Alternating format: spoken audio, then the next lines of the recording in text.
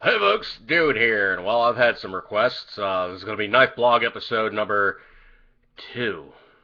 Weird webcam kind of angle here thing, but uh, of all people, John Wayne Colt 45, he's one of my absolute favorite friends in terms of like knives and stuff. I mean, dude has got an awesome collection. He's really like kind of like the sounding board I bounced off of. And he pretty much was saying, okay, dude, you're showing off knives. You're going to have to bring a lot more of the old school stuff that we all want to really see and play with. So, you know what? Let's just do that right here and now.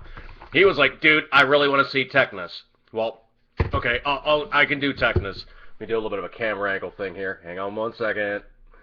Okay, you do some Teknas. I mean, I can do Teknas, okay? Teknas are not a problem. I have plenty of Teknas. Now, what is a Tekna? Not a Tekna. Well, it's one of these. It's essentially the same bleeding knife. It's just basically a case of the guys that started making it after Tekna folded. They became known as Tektite. Tektite is still an active website. You can buy stuff there. The only major difference is it doesn't say Tekna on it. It says Tek Knife. But here's the funny thing. It says Tek Knife, stainless steel, Japan, as opposed to, we'll put this one away, as opposed to the Tekna, which actually doesn't. Here's another Tek Knife right here. It's the same damn thing. But instead of saying Tekna, well, this one basically says Tekna Stainless Steel Japan. The other one said Tek Knife Stainless Steel Japan. So Tekna versus Tek. Now, the other thing too is these things are still around. I want the latest iteration. The latest iteration is one of these guys in titanium. I want one of those knives. $200 knife, same basic knife, but it is titanium. And unlike the stainless varieties, well, the long and the short is, I don't know if this is going to show good on my webcam, but you can rust these things, okay? See all the red inside the holes here? I'm going to need to get in there and clean it out. Inside all the grooves, all the handle grooves is all rusted up. This is a basket case I bought up off of eBay, and I got it for a really good price. Now, this is basically their standard, nothing crazy, blah, blah, blah. Basically, it was like, their dive knife. Is it really a good dive knife? No, it's basically it's a double-edged needle point that basically just shears off whenever you start probing. And they actually did a version of these that were knocked off square on the end, so it actually was a little better. They actually do have another dive knife. It's somewhere deep in my closet somewhere, but I'll find it. But the long and the short is the basic stock on these things is about a 1/4 inch of stainless steel, okay? It is all one homogeneous piece of stainless steel, and of course they do all the various work to it. It does actually have saw teeth on board, and I'm going to go through basically a quick run of the range. I've actually done Tekna videos, but this is going to be like, my knife blog, so you guys can see where I'm going to. The actual size of this thing, and I do actually have very big hands, but I literally can make the handle disappear in my palm. It is actually a good-sized piece, gives you good purchase. It's really intended for a foil grip, where you basically wrap your hands around, put your thumb in that first hole, and that is your foil grip. Kind of more of a, riposte and stick kind of a fencing thing. And not really that big a deal. Okay, but that's basically the classic Tekna dive knife would be one of these guys. You had two varieties. They have the straps, and of course, you also have the belt clip. Now, I really don't carry one of these regularly anymore, but I do always have one nearby. It is a good-sized piece. Blade length is roughly 3 inches or so. All right, let's be technical here. Blade is going to be, from guard to tip, it's about 3.5 inches or so. Not a small piece, not a huge piece. Overall, all right, let's do a quick overall. Overall, this booger is about 7.5, roughly. It's done in millimeters, so it's not going to be the same thing. All right, let's look what else in the range they got. These actually did come out, humorously enough, in a leather scabbard. So basically you have a snap, you pop the snap, there's this little barrel-looking guy that goes in the last hole to hold it in place, and, of course, it would drift out. And these sheaths are actually pretty hard to source. The plastic ones are much easier. So basically you have that, of course you got one in stainless. The other finish the knife was available in is, of course, a baked on black paint. It is not oxide, it is paint. So they literally took that knife and basically just painted it and baked it on. It's the same knife, nothing crazy. Now the scabbards themselves, and these two scabbards are in really, really nice shape. They've probably been carried very lightly. And I really don't use these knives because the scabbards are just about damn near irreplaceable, and I don't want to screw something up that I can't find again. So I really don't play with these a lot. The range of stuff, it was designed by a guy named Oakenhut or Ottenhut or something like that, but the guy's a design guy. You know his stuff. You really know his stuff. And, of course, they actually had something known as a credit card knife. You push the blade out, the button then locks it in place, so it's not going to go anywhere. It is really a fairly thick credit card knife, and in cross-section, it's every bit about 5 millimeters, 4 millimeters, probably closer to 6, so it's almost a quarter-inch thick. It's really not a great credit card knife. It's just too fat. Is it really a good knife? Well, it's really got not a lot of point, but it's got a buttload of belly, so it really is kind of more of a general-purpose knife. Edge on it, I'm not going to really play with this thing much. I'm really going to have to sharpen it much. It's more of a collector piece than anything. And it really is just pretty much just, well, it's roughly about the same size as a credit card. Case in point, it's kind of a cool exercise in engineering. It's really not a good example in its finest instance. Its final existence will be, well, probably in a box somewhere as a collector piece. It does have riveted construction, ABS. This thing's not going anywhere anytime soon. It's probably going to be around for when the roaches and, well, you know, SHTF occurs. Call that what you will. All right. They actually did have the smaller versions of their knives. They had something called a hidden edge. And all it is really is just, you know, for all intents and purposes, all it is just a little tiny scabbard that the blade sticks in. You will see these things. Humorously enough, you will see these things still for available purchase through Tekna, and people put these things on, of all things, either their buoyancy vest or they put it on their toolbox. And I mean toolbox like, you know, the thing hanging off their tank. You know, they basically got all their gauges on there, lets them know volume, time, depth, all that good stuff. You know, you got your holy trinity of diving gauges.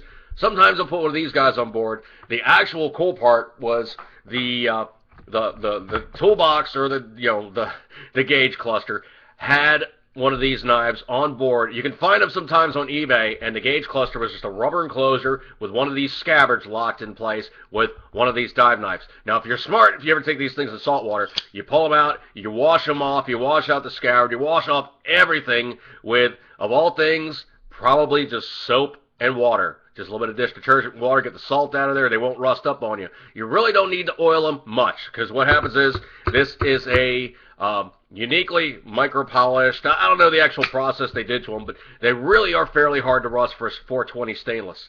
And I think they're 420. I know they're one of the higher carbon stainless steels. They actually hold an edge pretty good. They are not the most, well, put them in a situation where you really want to start prying them, because you can make these things shear, okay? They will break. I've never broken one. I'm very nice to my knives. I do not treat them like that. That is stupid. Use the proper tools for the proper jobs. Your knife is not a pry bar. Don't do that. So, going through the rest of the range, they also had some other guys here. These are kind of cool. They basically had a double-edged version. This one actually happens to be a Hofritz variety. For some reason, I'm really hooked on buying stuff that says Hofritz on it. And these were in California, tweaked out about because they're switchblades. They're not switchblades, okay? What happens is the guard retracts into the handle.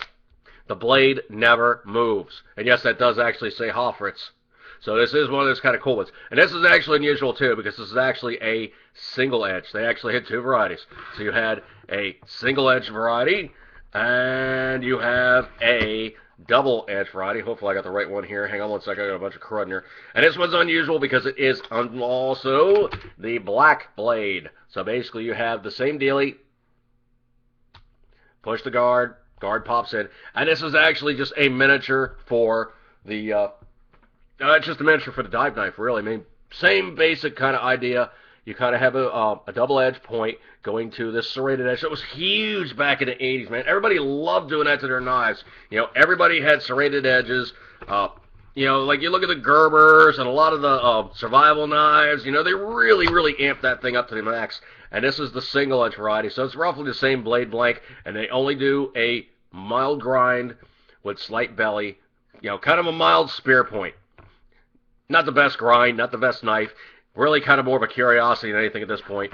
You really probably should store these things with the guard retracted. But the thing is, springs do not wear out by being stretched out. Springs wear out by cycles of being worked. That's where your spring wear comes from. So if anybody ever tells you, oh no, don't ever leave magazines loaded, you can leave magazines loaded without a single flipping problem. The problem happens is when you unload, reload, that's when you're wearing the stuff out. Now, let me see if I find another one of these guys that's kind of interesting. Yes, okay, here's another one of the ones, and this one's being an unmarked variety, so you can see what this guy is for what it is. You know, you can see this one's getting the springs a little tired. It might need to be worked a few times. Nah, the spring's getting tired. I mean, this thing's been made back, well, okay, let's see. Copyright date on the paperwork is, I don't even know if this one's got a copyright. Probably not. But this one was known as the micro knife. So basically, it had that same deal. It's just a single edge, and you know, it's really kind of more of a kind of cool thing because you can stick this thing in your shirt pocket and look, for all intents and purposes, it's just like a pen. That was a major selling point of these things, is you would have a knife on board, you wouldn't freak people out, and it wouldn't really drag that much attention into itself because it was just kind of there. They also had another variety. This is known as the, forget this one. I might put it in annotations if this will allow me to do so. You know what? Hang on 1 second here. I might luck out. It might actually be in my eBay.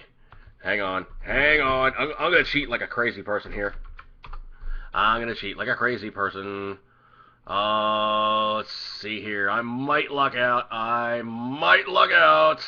You know, it's bad when you forget the model names of certain things. Hang on.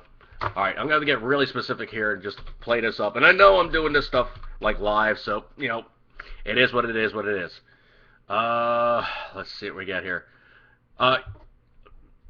They just call it a folding knife, but I know it's something else. Maybe like hidden edge. I forget what the actual nomenclature on this guy is. And I'm just horrible in that regard sometimes for names. You know, being a dyslexic, I really have bad memory. But the trick on this guy is you have a button, and there's a ball bearing in there. That's what actually locks this thing up. But you push the button in, the blade unlocks, and then you can take the jimping on, of all things, all the way around the back side of the blade, and also into the thumb area. You then can take the blade and pull it up and open one-handed. It is very, very, very light. The blade is not a great blade design. It is a doppelganger for the for the survival knife. So basically, you have that cutout there. You know, there is nothing there. It's just a cutout. You know, it's not like an optical illusion. I can actually stick my finger through the blade, and when you close the blade up, it, for all intents and purposes, it disappears. It's still there, but it is a perfect match for the cutout windows in the handle. Hidden edge. All right, folks, I think it's probably getting on to that break-off time because I'm talking about stuff and going on and on and on. And these things are available on eBay, especially the dive knives. If you look around and you scrounge long and hard enough, you'll probably find a few. They are definitely around.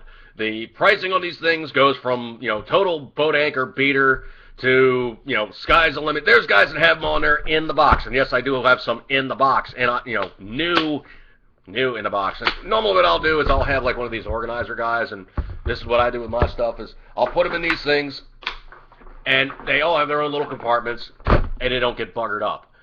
That is probably the best way to preserve your stuff. I mean, because, you know, plastic bumping up against plastic is probably not going to hurt it in the long run. Your biggest danger to your knives is always a case of when you drop them. Just be very careful with your knives. Don't cut yourself up. Don't break your stuff. And just be nice to your knives, and they'll be there for posterity's sake. And you can have your own little knife museum. So this is going to be episode 2 of Dude's Knife Blog. And I'm talking about Teknas. Oh, good times. You know what? I need some ticker goodness. Just give me 1 second here.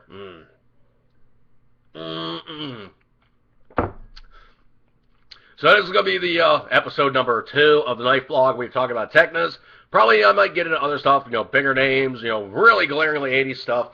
But I just wanted to give you guys kind of a cool thing and not go too terribly crazy. But this is knives, and this is Knife Blog. Thank you guys so much for tuning in. Eat good, keep it a 10 ring, and as always, Tekna goodness. Good times. See you guys.